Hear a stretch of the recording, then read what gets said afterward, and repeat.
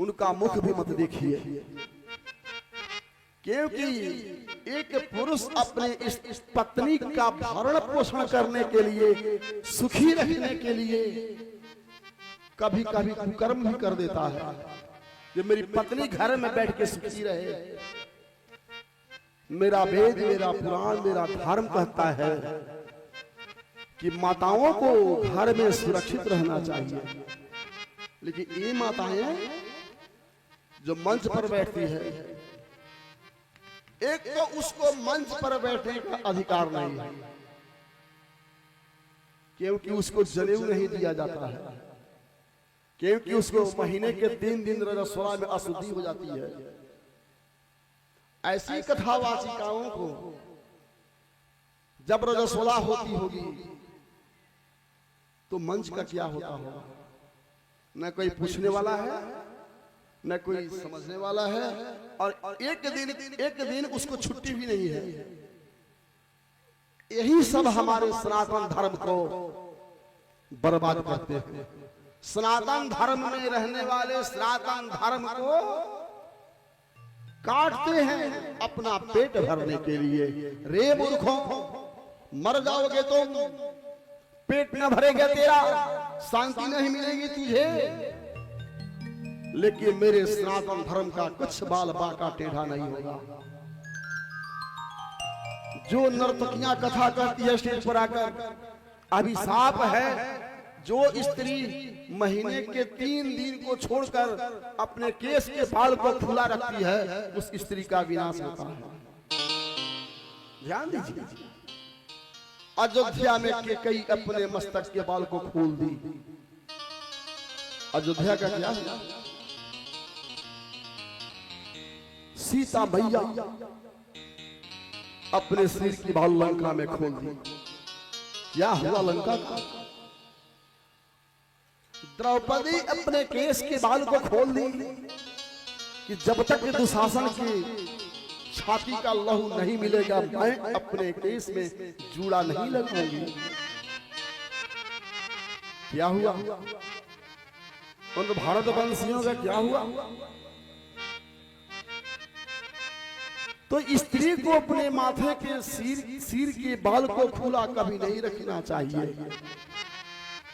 और जो नर्तकियां मंच कथा के मंच पर बैठकर अपने सिर की बाल को उड़ाती है, उनका क्या होगा? वे अपने को सोचें। मेरा सनातन तो सनातन है, मेरा सनातन कभी नहीं टूटेगा, टूट जाएगी ऐसी नर्तकियां। आज भी देखिए ना, शांति नहीं है। जिसको घर नहीं है वो भी बेचारा सिर भर अन्न खा करके सो जाता है, लेकिन ऐसी कथावाचिकाओं को सोने का भी समय नहीं है, भोजन करने का भी समय नहीं है। कैद खाने में बंद होती है, कोई इससे मिल भी नहीं सकती है। तो इससे बड़ा और उन सबों को क्या होगा? जो सनातन को मिटाने चलते हैं ना, वो स्वयं ही मिट जाते हैं। मेरा सनातन नहीं मिट सकता।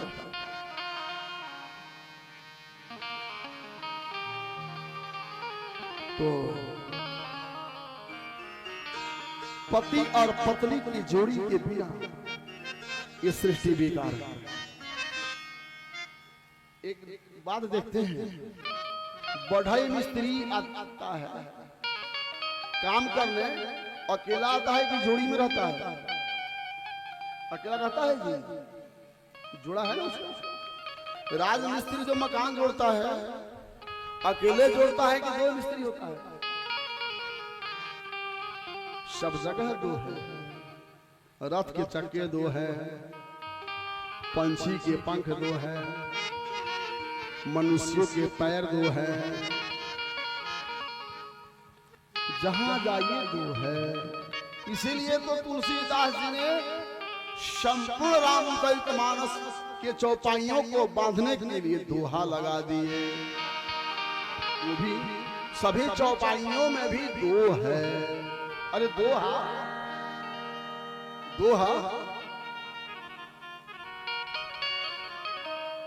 दोहा में हर शब्द में दो दो अक्षर है। श्री गुरु, कितना अक्षर है गुरु में? चरण सरोज निज मन मुकुर सुधारी। हर्ष दीर्घ के मात्रा को जोड़कर दो ही अक्षर, पूर्ण अक्षर दो ही होते हैं, इसलिए दोहा।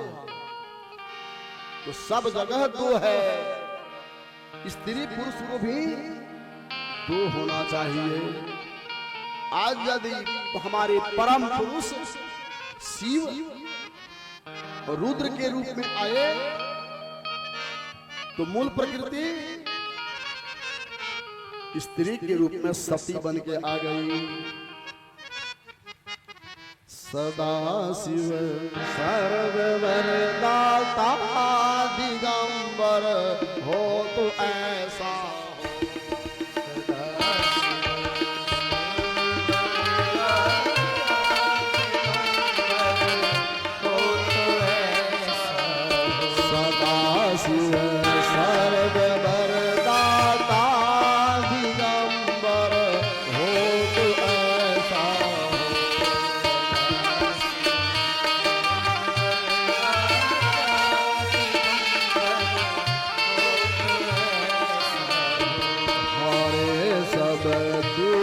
भक्तन के दया कर हो तो ऐसा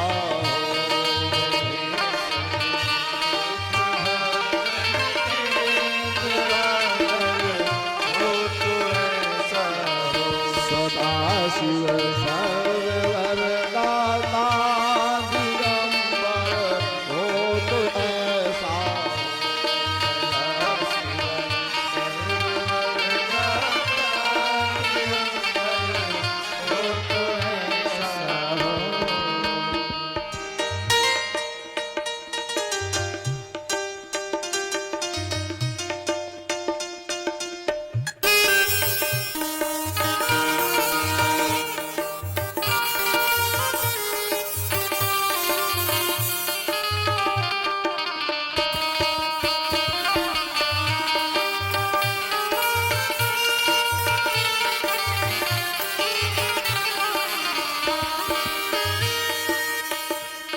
शिखर कैलाश के ऊपर कल्पतरों की छाया में, शिखर कैलाश के ऊपर कल्पतरों की छाया में, शिखर कैलाश के ऊपर कल्पतरों की छाया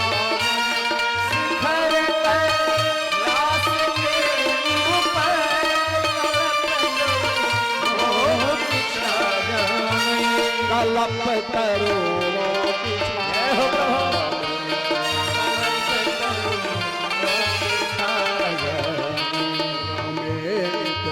संग गिरिजा के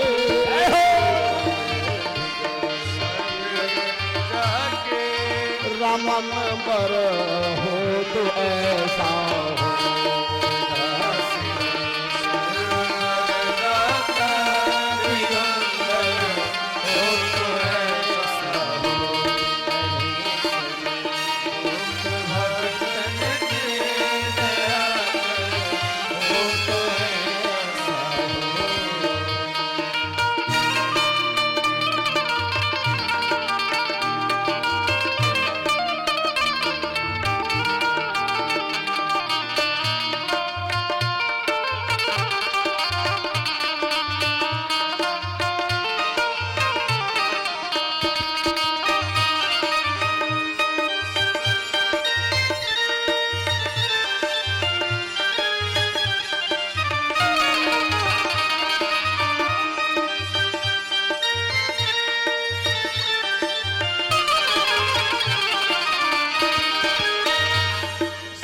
सपे गंगा की धारा सुहावे हाल पर लोचन,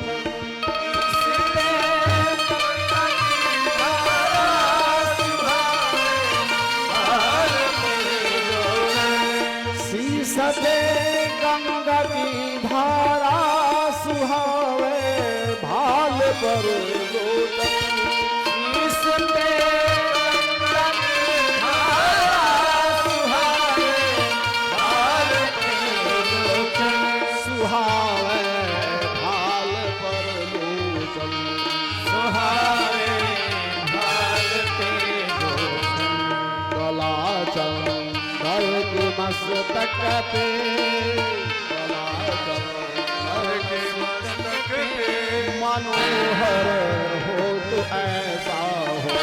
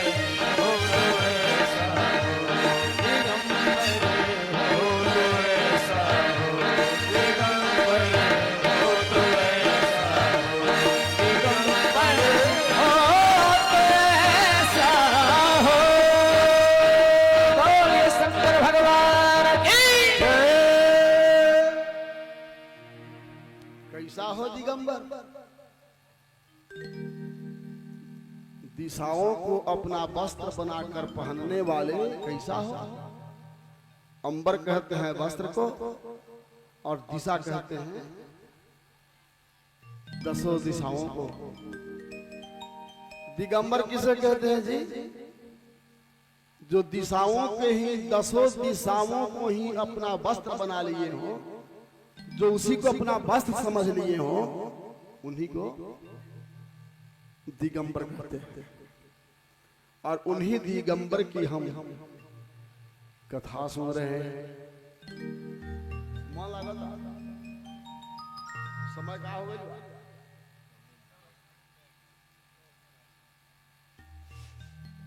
अच्छा, तो हमारे जजमान लोग हैं, दिन भर परिश्रम करना पड़ता है, आरती नहीं करेंगे तब तक जाएंगे नहीं। और 10 बज गया है, इसलिए आज कथा को यही विराम करते हुए आरती की जाएगी। और भगवान शिव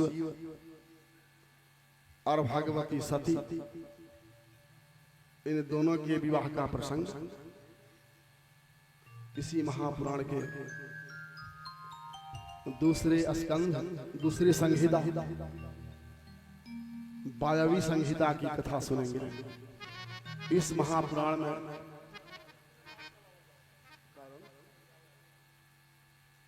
इस महापुराण की 7 संहिताएं हैं।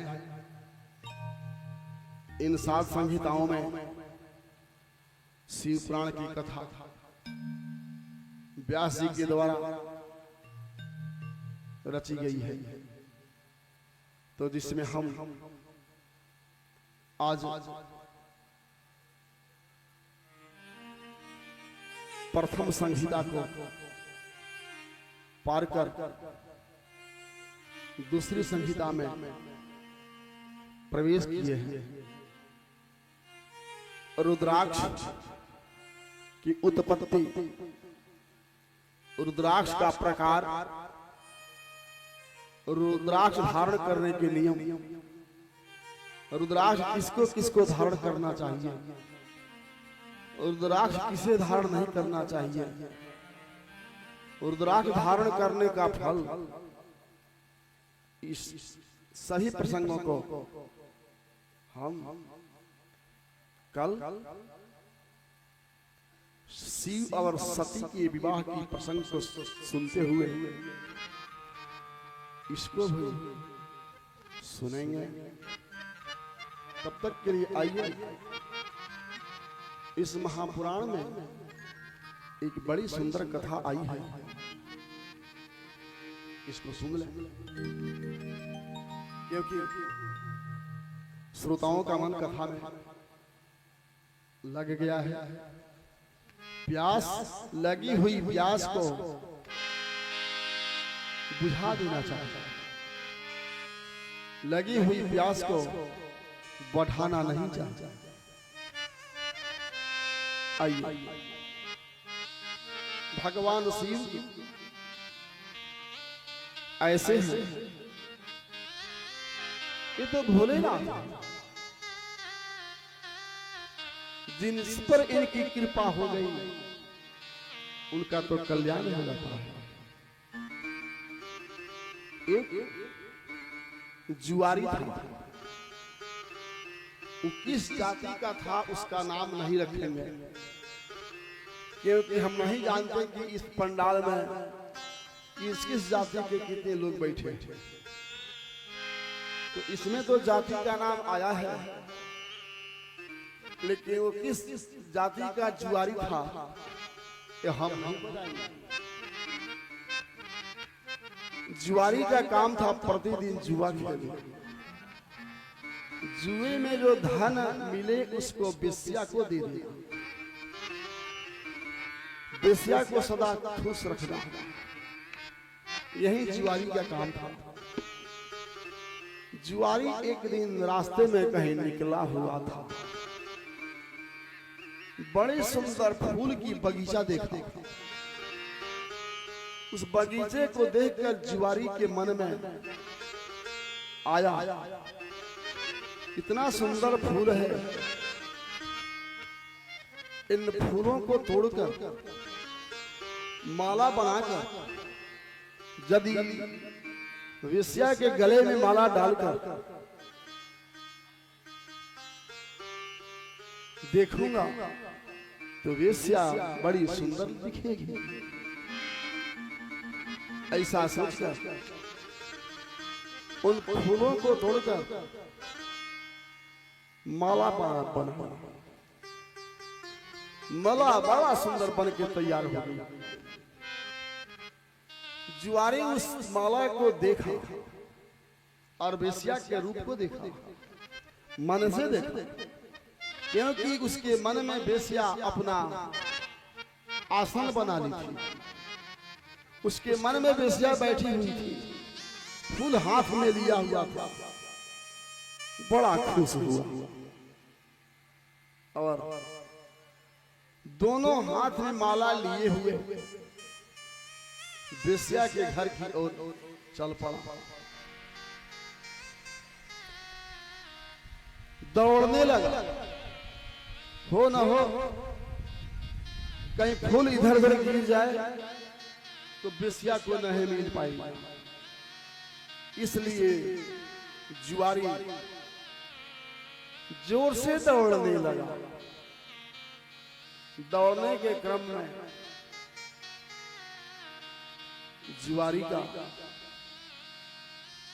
बैलेंस बिगड़ गया, क्योंकि जब चलते हैं आप तो जिस तरह पक्षी अपने दोनों पंखों से हवा मारता है, चलने के समय आपको हवा मारने की आवश्यकता पड़ती है कि नहीं? पड़ती है। आप मारे या ना मारे आपको मालूम भी नहीं पड़ता है, लेकिन दोनों हाथ आपका ऐसे चलने लगता है। जब चलते हैं आप तो दोनों हाथ आपका सीधे नहीं रहता है, आगे पीछे चलता है पैर, लेकिन हाथों आपका आगे पीछे करते रहता है, जिससे शरीर का बैलेंस बना होता है। वहीं जब आप दोनों हाथ कैसे कर लेंगे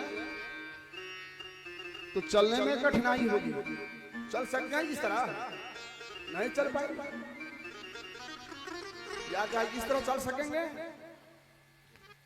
जब भी चलेंगे तो दोनों हाथ को ऐसे हिलाते डुलाते हुए। जुआरी का दोनों हाथ बंधा हुआ था उस माला में और दौड़ रहा था कि उसके अंगुली में चोट लगी, नीचे मुंह गिर पड़ा। इसी बीच पश्चिम दिशा बड़ी जोर से आंधी आई, झमाझम वर्षा भी होने लगी।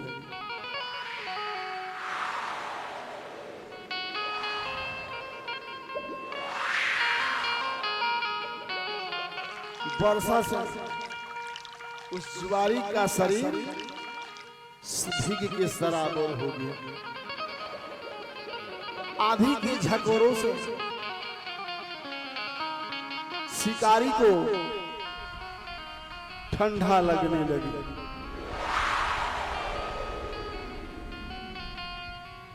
शिकारी बेहोश हो गया।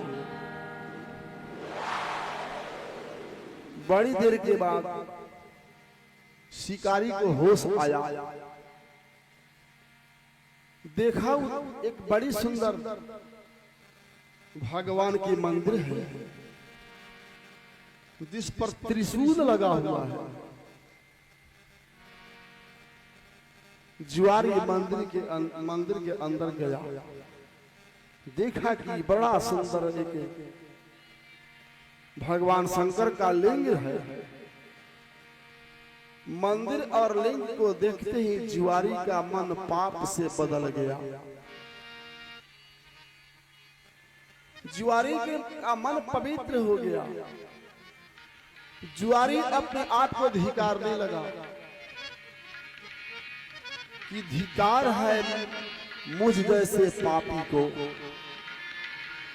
इतना सुंदर की माला, फूल की माला बनाकर मैं वेश्या को पहनाने जा रहा हूं। यह माला यदि भगवान शिव के लिंग में यदि पहना देता तो भगवान मेरा कल्याण कर देते। जुआरी का मन बदला और अपने हाथ की माला भगवान शिव के लिंग में डाल दिया। उसका मन क्यों बदला जी? ऐसे महापापी नीच जुआरी का मन एकाएक बदल कैसे गया? क्योंकि भगवान शिव के मंदिर का दर्शन किया, भगवान शिव के लिंग का दर्शन किया। जब भी कोई पापी भगवान की मूर्ति को, भगवान के मंदिर को देखता है तो उसके मन का पाप मिट जाता है, उसका मन निर्मल हो जाता है, पवित्र हो जाता है। इसीलिए हमारा धर्म, हमारा वेद पुराण कहता है कि सदैव मंदिर बनवावे गांव गांव में, घर घर में, द्वार द्वार पर मंदिर बनवावे और उस मंदिर में पूजा करते रहे। जिस गांव में मंदिर होता है ना, वहां जुआरी, पापी, शराबी, वेश्यागामी कम होते हैं। डर लगता है यार, भगवान के मंदिर है, मैं क्या कर रहा हूं। इसलिए मंदिर अवश्य होना चाहिए। मंदिर को देखते ही इस महापापी जुआरी का मन बदल गया। भगवान शिव के लिंग में माला डाल दिया, भगवान शिव को प्रणाम किया, मंदिर से बाहर निकला। मंदिर से बाहर निकलते ही जम के दूत आए, पकड़ लिए जुआरी को, बांध दिए और लगे पीटने। रे नीच, तू बहुत बड़ा पाप किया है, तू जीवन भर जुआ खेला है, वेश्यागमन किया है, मदिरा पिया है। चल संजमनीपुरी में राजा जम के पास, वही तेरा विचार करके तुझे सजा देंगे। इसी बीच भगवान शिव के गण आए, छोड़ दो इसको, बंधन खोलो खोलो। नहीं भगवान, ये महापापी है। अरे कितना हो पाप है, पाप किया है, फिर भी भगवान भोलेनाथ की आज्ञा है कि उसको मेरे सामने बुला करके लाओ। भगवान शिव के गणों से जम के दूत डर गए और इस जुआरी के बंधन को खोल दिए और भगवान शिव के गण उस जुआरी को लेकर भगवान शिव के लोक में गए। वहां जुआरी का लेखा जोखा देखा गया। क्या लेखा जोखा? कितना पाप किया है और कितना पुण्य किया है। लेखा जोखा करने के बाद बताया गया यह जितना बड़ा पाप किया है, इस पाप के फल स्वरूप इसको 1 करोड़ वर्ष रौरव नामक नरक में रहना है। सोच लीजिए, 18 प्रकार के नरक होते हैं, जिनमें सबसे कठिन कठोर रौरव नरक है। ऐसे कठोर रौरव नरक में भी 1 घंटा 2 घंटा के लिए नहीं, 1 करोड़ वर्ष के लिए इसको नरक की यातना मिली। लेकिन मरते समय जो पुण्य किया था, कौन पुण्य किया था? मरते समय कौन सा पुण्य कर दिया था जी? भगवान शिव के लिंग में माला पहनाया था। इस पुण्य का जब विचार हुआ तो इसका फल निकला कि 3 मुहूर्त तक इसको स्वर्ग का सिंहासन मिलना चाहिए। कितने दिन, कितने समय तक? 3 मुहूर्त बराबर कितना दिन?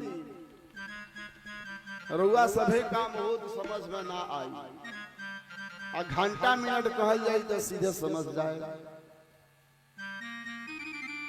1 मुहूर्त होला 2 घटी के, 2 घटी बराबर 1 मुहूर्त।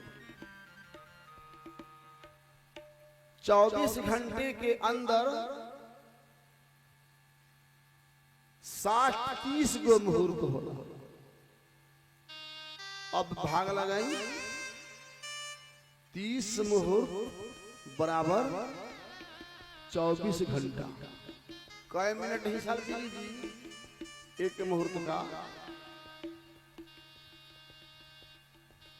अजी कई मिनट हिसाब,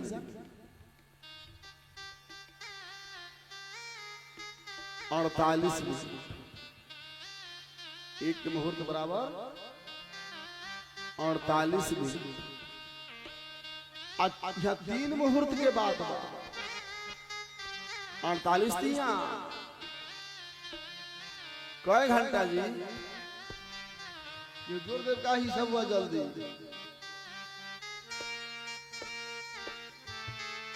50 दिया 150 मिनट। 150 मिनट में घटा दी फिर 6 मिनट। 144 मिनट के कई घंटा? 2 घंटा 26 मिनट। हिसाब ठीक है जी? आप सब तो खूब हिसाब समझोगे ठीक पे ठीक, जब अपना बना ही नहीं बुझा। 2 घंटा 26 मिनट ही ये जुआरी का स्वर्ग के सिंहासन मिला। अब पूछा गया, रे जुआरी पहले नरक में जाओगे या पहले स्वर्ग में जाओगे? जुआरी सोचने लगा। ए गिरी जी, रउआ साहब में पूछा जाता का है, पहले नरकवा देखे कि स्वर्गवा देखे? ई बार 2 घंटा 26 मिनट आऊगा 1 करोड़। पहले कौन हो गया? जुआरी कहा।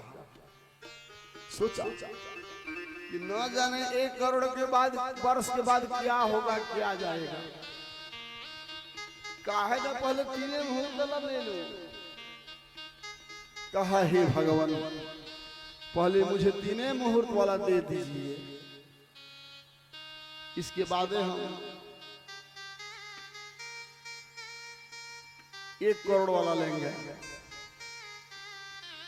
जुआरी को स्वर्ग के इंद्र के सिंहासन पर बिठा दिया गया। जुआरी इंद्र बन के बैठ गया। 3 मुहूर्त के लिए इंद्र सिंहासन छोड़ दिए, स्वर्ग का राजा बना बैठा जुआरी। सोचा कि 3 मुहूर्त के लिए ही मुझे यह राज मिला। 3 मुहूर्त बीत जाने के बाद न जाने क्या होगा, इसलिए इन 3 मुहूर्त में मुझे अब उत्तम से उत्तम कार्य हो उसी को कर लेना चाहिए। सोचने लगा इस दुनिया में सबसे उत्तम कौन काम है? धन का क्या करना चाहिए? धन की उत्तम गति कौन है? धन की 3 गतियां होती है, उत्तम गति, मध्यम गति और अधम गति। यही 3 गतियां धन की होती है। दानम भोगम तथा नाशम धनस्य गतिरिदृशी। उत्तम गति दान करना, मध्यम गति भोग करना और अधम गति अपने आप हो जाती है। कौन सी गति है अपने आप होने वाली? नाश। धन का नाश अपने हाथ से नहीं, अपने आप धन का नाश हो जाता है। धन जोगाइएगा, बेटा बिगड़ेगा, दारू पीकर वेश्या गमन करके जुआ खेल के सारा धन बेच देगा। हो गया धन का नाश। क्या करिएगा धन जोगा के? धन जोगाकर सूखे रोटी खाकर, भूमि पर सोकर, पेड़ के छांव में समय बिताकर आप तो धन बटोर देंगे। आपके चले जाने के बाद उसके धन का क्या होगा पता है आपको? देखने आएंगे आप? जिस धन के फेरे में पड़कर आपने अपना सर्वस्व नष्ट कर दिया, जिस घर की स्त्री परम सुंदरी स्त्री को सुंदरी बनाने में, सुख पहुंचाने में आपने दिन को रात और रात को दिन किया, जिस बेटा को सुख पाने के लिए आप अपने कर्म को छोड़कर कुकर्म भी कर लिया, इसमें से आपके साथ क्या जाएगा जी? जाएगा? मेरे पुराण में लिखा है, धनानि भूमौ पशवश्च गोष्ठे नारी गृह द्वारे जनः श्मशाने देहश्चितायां परलोकमार्गे कर्मानुगो गच्छति जीव एकः। जितना धन संपत्ति है आपके पास धरती पर रह जाएगा। जितने पशु हैं, बैल, गाय, हाथी, घोड़े, ये सब कोठे में रह जाएंगे। नारी गृह द्वारी, पत्नी कहां तक जाएगी? घर के चौकट तक। घर के चौकट को भी पार नहीं करेगी पत्नी। जनाः श्मशाने,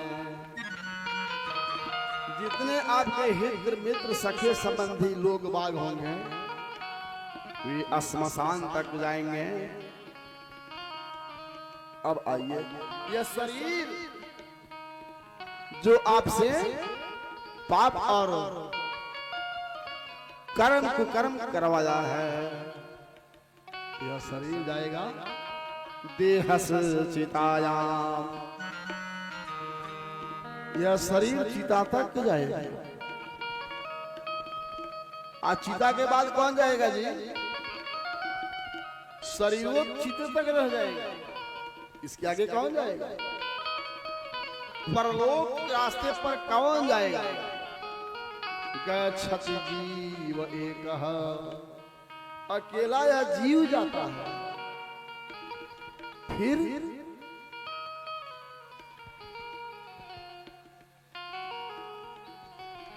तो धन को जो बचाते हैं, संचय करते हैं, आखिर के धन की उत्तम गति कौन है? दान। धन की उत्तम गति है दान करना। दान कीजिए, वह दान किया हुआ धन आपको परलोक तक सुख पहुंचाएगा, अगले जन्म तक सुख पहुंचाएगा। इसलिए दान में कृपणता मत कीजिए, हृदय खोलकर दान कीजिए। दान करने का मन नहीं करता है तो उसको भोग लीजिए, भोगिए, धन का भोग कीजिए। और ये दोनों नहीं करेंगे तब नाश हो जाएगा। जुआरी सोचा कि सबसे उत्तम गति है दान करना, तो काहे न दान करना शुरू कर दो इस स्वर्ग की संपदा का। जुआरी स्वर्ग की संपदा को दान करना शुरू कर दिया। 3 मुहूर्त आते ही जुआरी स्वर्ग की कामधेनु गौ कल्प वृक्ष, ऐरावत हाथी, उच्चैः सर्वा घोड़ा,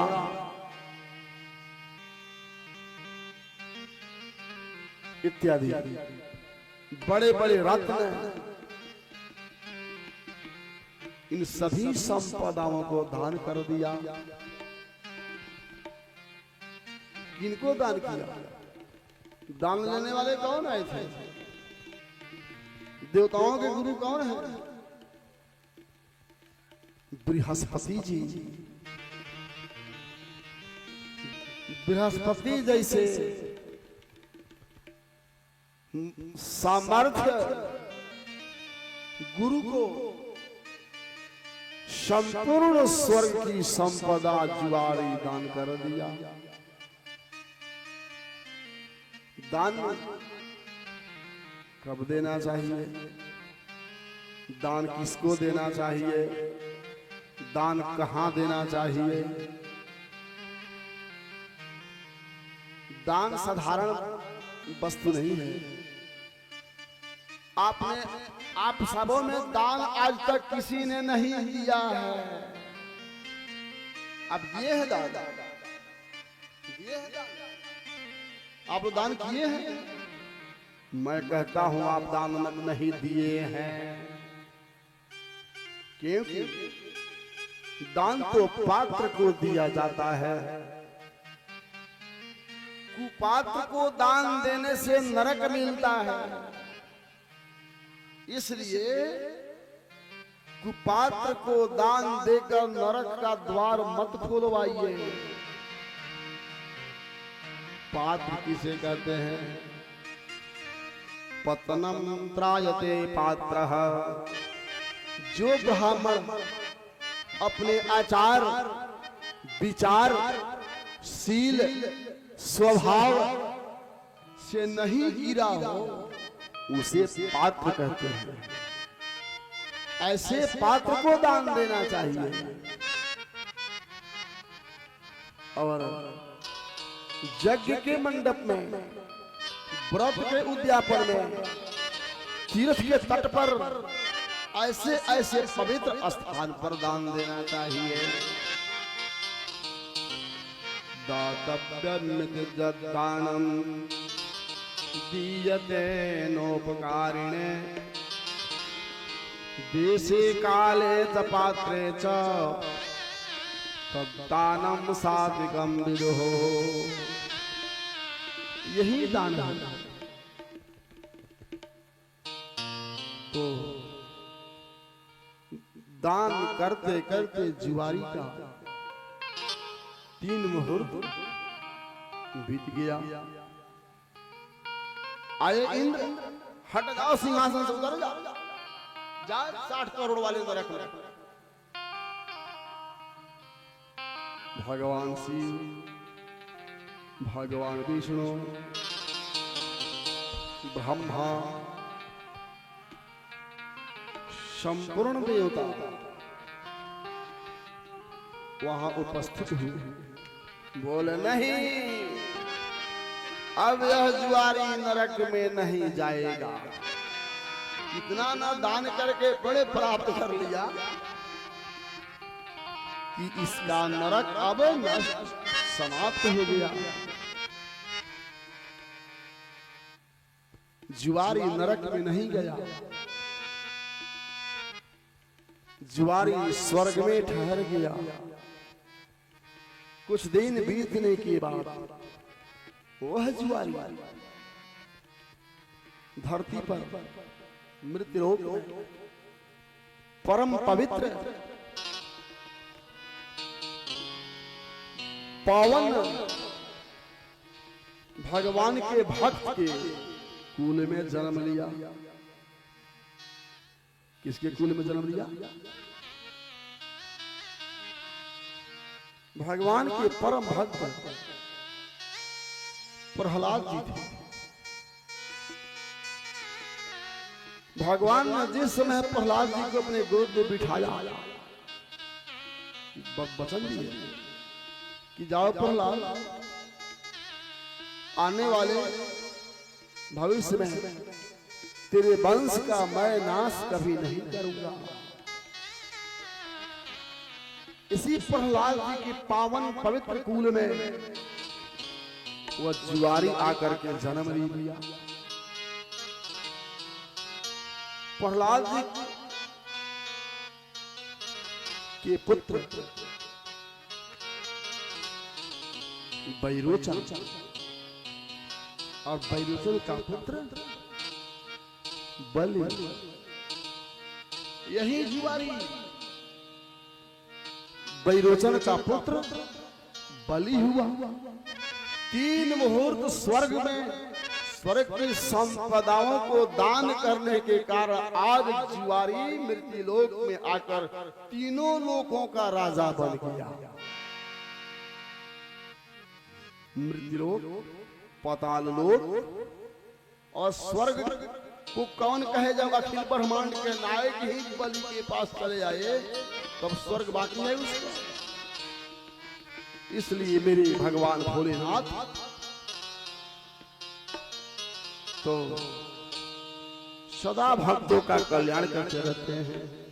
इसलिए आप लोग भी जहां कहीं रहिए,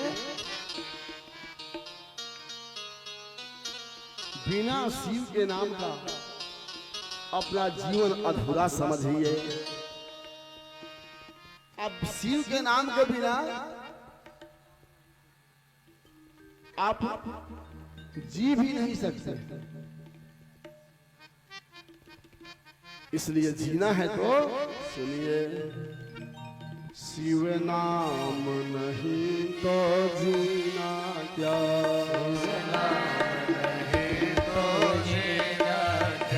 शिव नाम नहीं तो जीना क्या,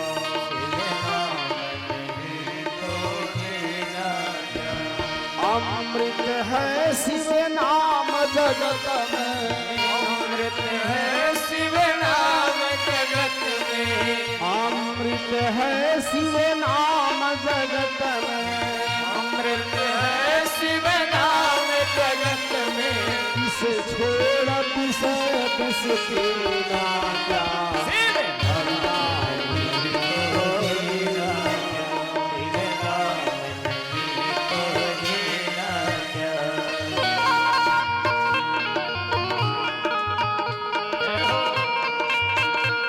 शंकर भगवान की।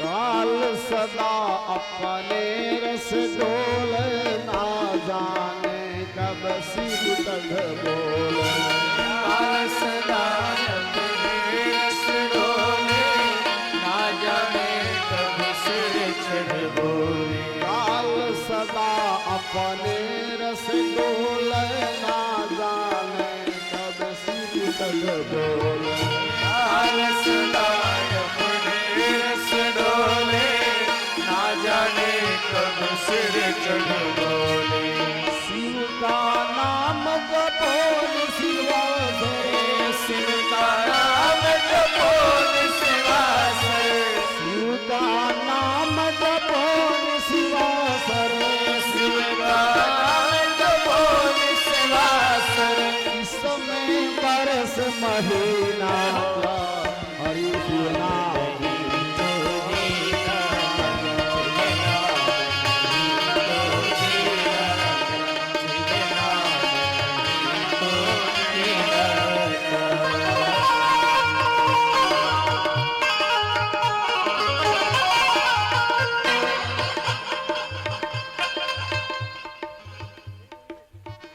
शिव नाम नहीं तो जीना क्या, शिव नाम नहीं तो जीना क्या, तीरथ है हरि शिव नाम हमारा, तो फिरता मारा मारा, तीर्थ है शिव नाम हमारा, तो क्यों फिरता मारा मारा, तीरथ है शिव नाम हमारा, तो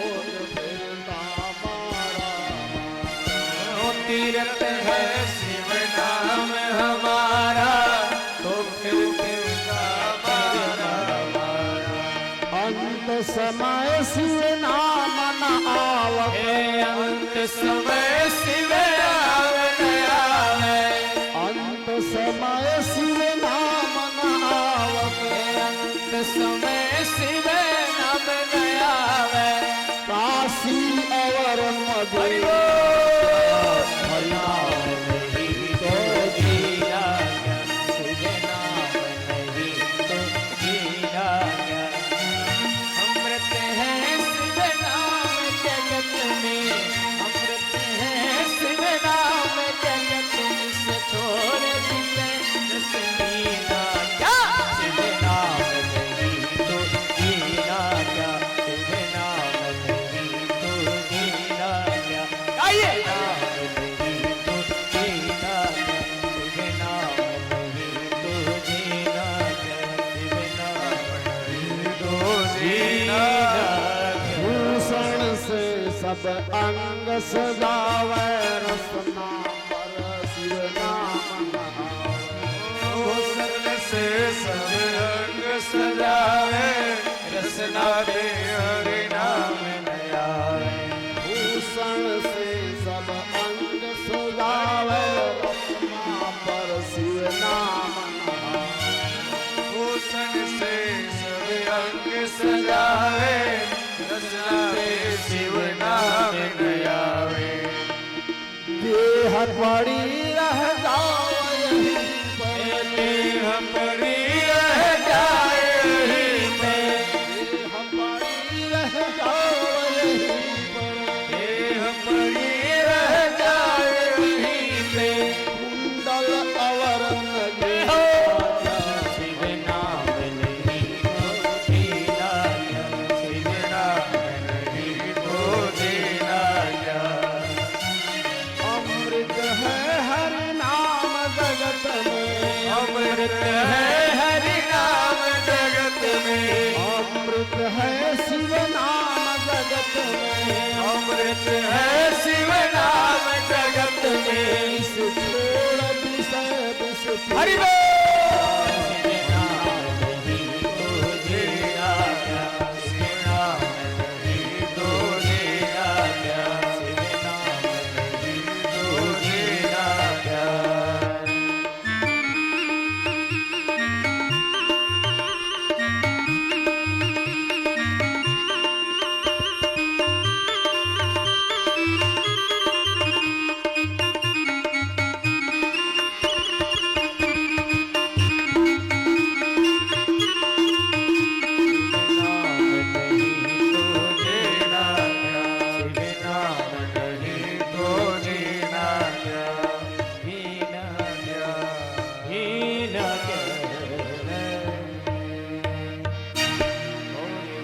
भगवान की जय, देवादिदेव महादेव की।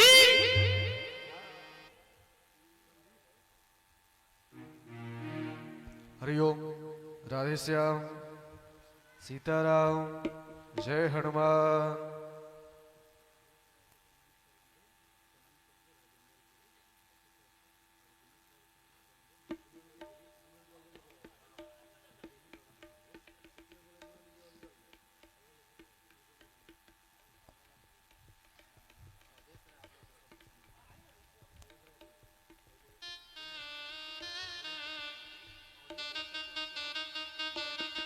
हरिओम, राधे श्याम। आज इस ज्ञान मंच पे हमारे केसरिया गोची कुड़वा गांव के समाज सेवी, समाज के सभी जनता के सुख दुख में साथ देने वाले हमारे भावी विधायक प्रत्याशी अवधेश राय जी को मैं मंच पे आमंत्रित करता हूं, वो ज्ञान मंच पे आवें और हमारे महाराज श्री को सम्मानित करें। और अवधेश राय जी को सम्मानित करने के लिए इस मंच पे मैं राजेंद्र गिरी जी को आमंत्रित करता हूं, वे इस मंच पे आवें और हमारे आदरणीय अवधेश राय जी को सम्मानित करें।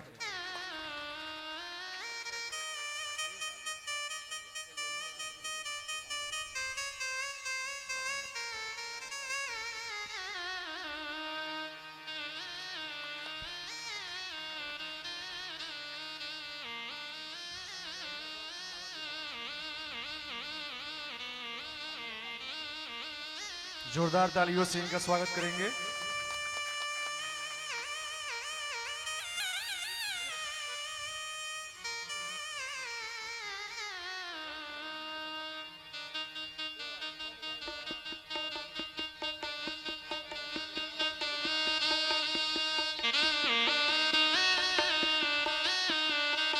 अब इस मंच पे मैं दिनेश राय जी को, जो इस ग्राम के समाज सेवी हैं, उनको आमंत्रित करता हूं वे आवें, और हमारे गुढ़ेली बाबा जी जो संत हैं वे इस मंच पे आवें, और इन दोनों को सम्मानित करने के लिए हमारे इस मंच पे नौल किशोर गिरी जी आवें।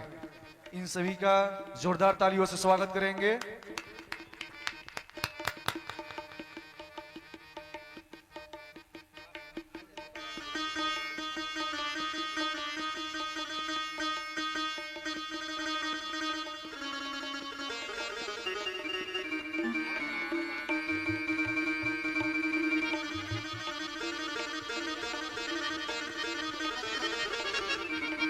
महंत गुरदेली बाबा जी इस ज्ञान मंच पे आवें, और हमारे नौल किशोर गिरी जी उनको सम्मानित करें।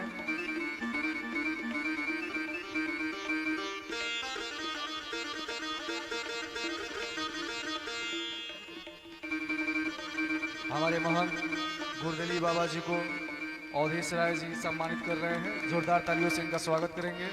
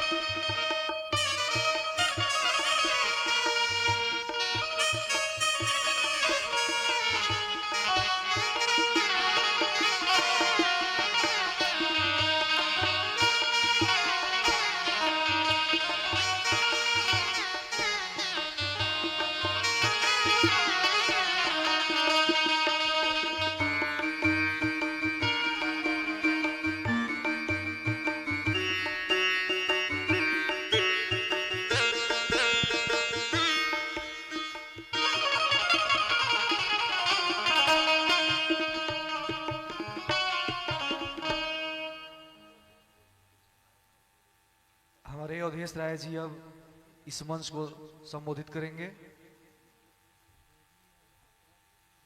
आज दूसरा दिन यह पूजा अर्चना का जो दिन है, भगवान भोले शंकर का मूर्ति का जो अनावरण प्राण प्रतिष्ठा का जो आयोजन किया गया है, इस अवसर पर उपस्थित हम सबों के बीच आचार्य श्री श्री 108 रामप्रकाश गर्ग जी एवं यहाँ पर उपस्थित सभी आदरणीय सहयोगीगण एवं इस ग्राम के सम्मानित हम लोगों के अभिभावक कुल श्री शिवबालक गिरी जी, नाम तो सभी लोग का हम जानते ही हैं, एवं यहाँ पर उपस्थित हमारे सभी अभिभावकगण, सभी बंधुओं, माताएं, बहनें, महात्मा बुद्ध की नगरी केसरिया में स्थित गोछी की इस पावन धरती पर आप सबों का हार्दिक अभिनंदन करता हूं, स्वागत करता हूं। बहुत खुशी की बात है कि आज बरसों बाद हम सबों ने एक प्रण लिया था, एक संकल्प लिया था कि यहाँ पर बाबा भोलेनाथ का एक मंदिर बन जाए। बरसों से हम सभी लोगों ने इसके लिए अपना थोड़ा थोड़ा सहयोग करके आज इस जगह पर पहुंचे हैं। स्वाभाविक है, जब खेती किया जाता है तो थोड़ा समय लगता है उसके फल लगने में। हम लोगों ने जो प्रयास किया, उस प्रयास का ही निष्कर्ष है कि आज यह मंदिर बनकर सज धज करके तैयार है। साथ ही साथ माता का भी मंदिर यहाँ पर बनकर तैयार हो गया, जो पहले हम लोग नहीं सोचे थे, लेकिन साथ ही साथ बन गया।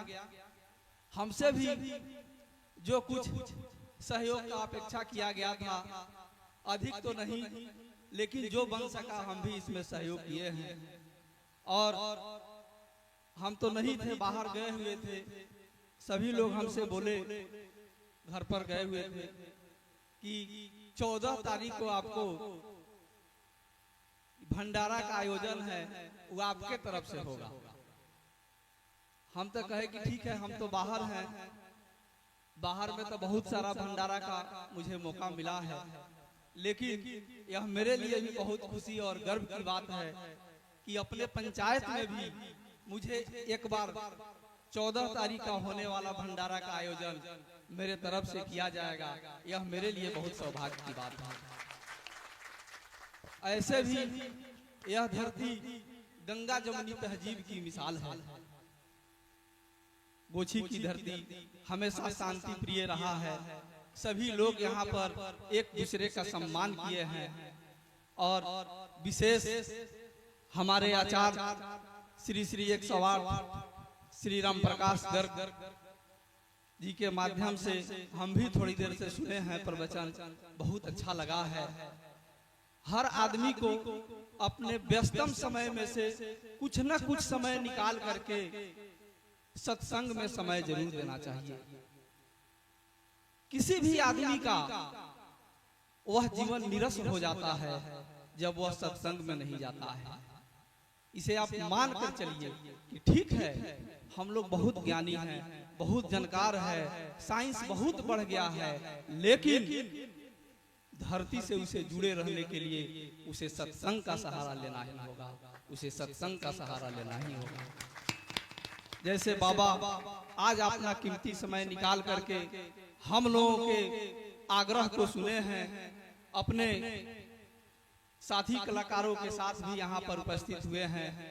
इसके लिए भी बाबा को और इनके साथ उपस्थित सभी कलाकार बंधुओं को भी हम दिल से बधाई देना चाहते हैं कि आप सभी हम लोगों का निवेदन सुने और आज हम लोगों के बीच आने का काम किए हैं।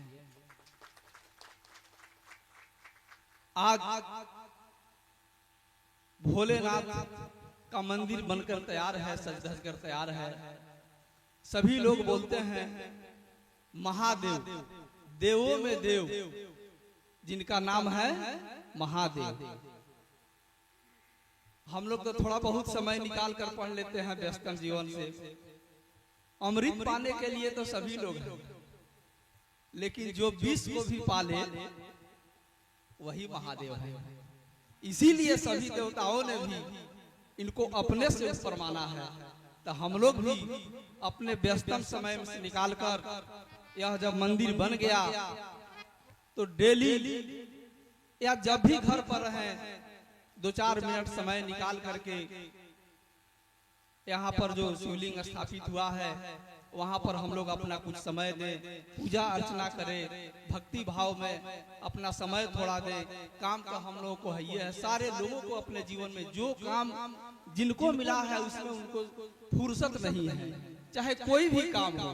पढ़ने लिखने वाला आदमी हो, खेती गृहस्थी करने वाला हो, व्यवसाय करने वाला हो, नौकरी करने वाला हो, किसी से पूछ लीजिए, कोई नहीं कहने वाला है कि हमारे पास समय है।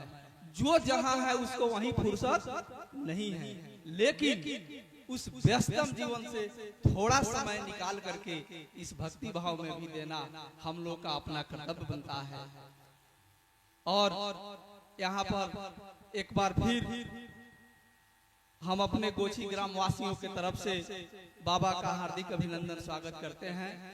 विशेष अब आप लोगों के बीच में हम दीवार नहीं बनेंगे, इन्हीं शब्दों के साथ एक बार फिर यहाँ पर उपस्थित आप सभी अभिभावकगण, माताएं, बहनें का हार्दिक अभिनंदन स्वागत करते हुए अपनी वाणी को विराम देता हूँ।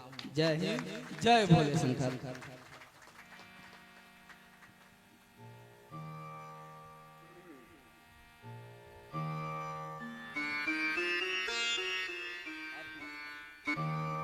आइए अब हम सब मिलकर आरती करें। हमारे इस जगह के जजमान ज्ञान मंच पे आरती आए। करें, सब लोग खड़े हो जाएं। हमारे इस जगह के जजमान ज्ञान मंच पे आवे।